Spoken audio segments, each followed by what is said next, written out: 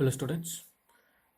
Today we will begin a new lesson number 8, features of file management. So first of all, we'll see what are the points we are going to learn in this chapter. So learning in this chapter, first point is creating a file. So how to create a file in a system or in a computer. Then second point, creating a folder. How to create a folder in a system.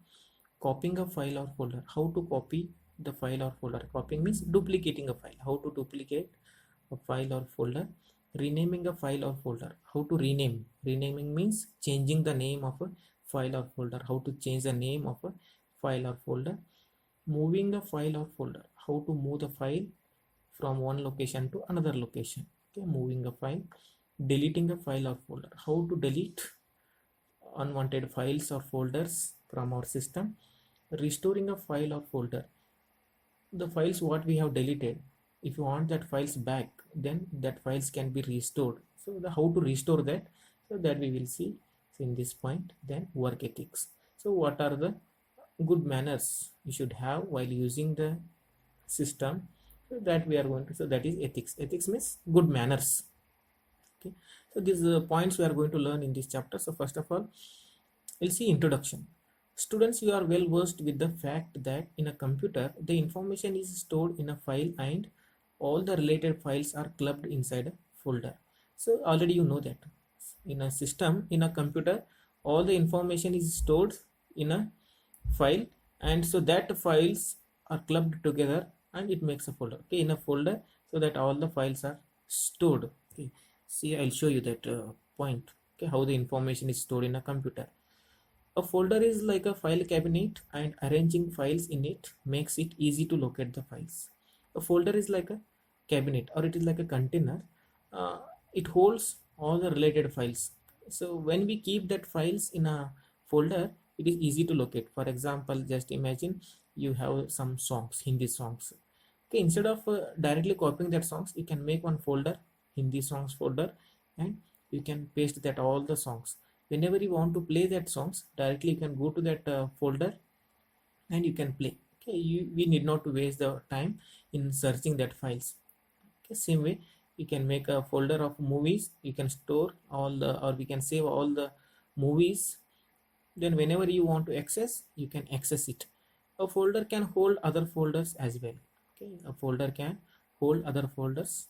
A folder within a folder is called a subfolder. A folder within a folder is called as subfolder. You can create a folder inside a folder. N number of folders can be created, so there is no any restriction. You can differentiate a file from a folder with the help of icons associated with them. Okay, so this line. So directly by looking at that icon, we can understand which is file and which is folder. Let us learn about the operations related to file management in this chapter. So in this chapter, we are going to learn what are the operations we can do, okay, with the files or with the folders. Okay. So first of all, you see here in a system how the information is stored. So when I open my system, okay, so these are the folders. Okay, if you have this type of icons, so these are the folder icon, and this also folder. But what happened, I have changed the icon. You can change the icon, and when you open any folder, again you have a folders. So these folders are called as subfolder, and when you open this folder, again you have a folders inside. Okay, so again when you open, again you have folders. So these folders are called as subfolder. So what happens, it is easy to locate. For example, now fourth standard. So whenever I want any information related to fourth standard, I'll go to this online class folder. So in online class, I have all the class folders. Okay, third standard, fourth standard till ninth standard. Now I want a fourth standard information. Okay, so then I'll go open this fourth standard. So in the fourth standard, which lesson? So directly I can go to that lesson name. For example, I want sixth lesson. Okay, all the sixth lesson videos and sixth lesson question answers. Directly I can access it without wasting the time. Okay. So in this way, we can directly access the files or folders in a system without wasting the time. So now point comes how to create a file. The most common method to create a file is by using any application software. By using any application software, you can create a files. Okay. It is easy way. Just open that application and save the file. Automatically that file gets created. So let us use Microsoft Word to create a file. So to create a file, in this example they are using Microsoft Word application. So how to create a file by using Microsoft Word, you see here. So first of all, open Microsoft Word. A blank page is displayed on the screen. See here, I am also opening. So click on Start, then click on Microsoft Word. Okay, I have my Word 2010 version, so I clicked it. If you have 2013 version or 2007 version, you can open. See, this is a blank page. Okay, so this is a blank page of Microsoft Word, so nothing is written. So in this file, start typing text on the blank page. So now what you do here, so in this blank page you start typing. For example, now I'll type, okay, I'll write here work is worship. So just one quote, work is worship. Okay, I typed one quote in a Microsoft Word. After completing your work, save your file by clicking on the file tab, save option, and typing a suitable name in the file name box present in the save as dialog box. This creates new file.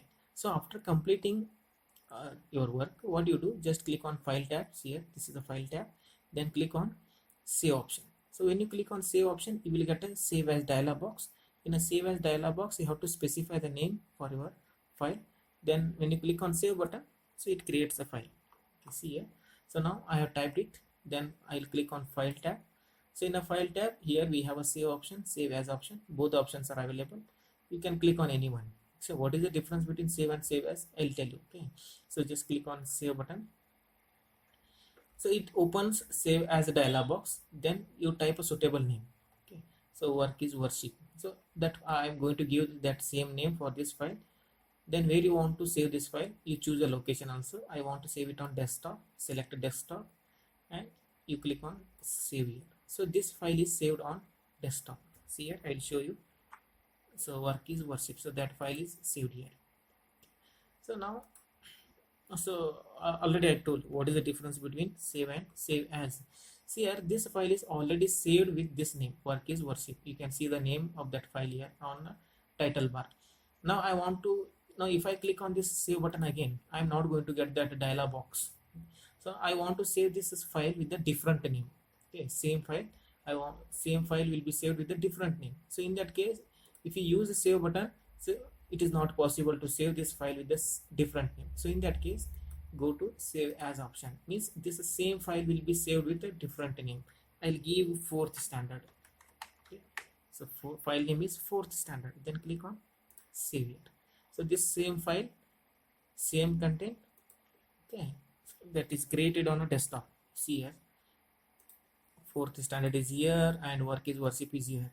So two files are created with the same contents. Okay, you can create files, plain n number of files can be created with the same contents by using that save as dialog box. Okay, by using that save as option. So I hope you have understood this point, introduction and how to create a file in a system. If you have any queries, any questions, you can ask during online classes. So in the next video, we'll see how to create a folder. Thank you for watching.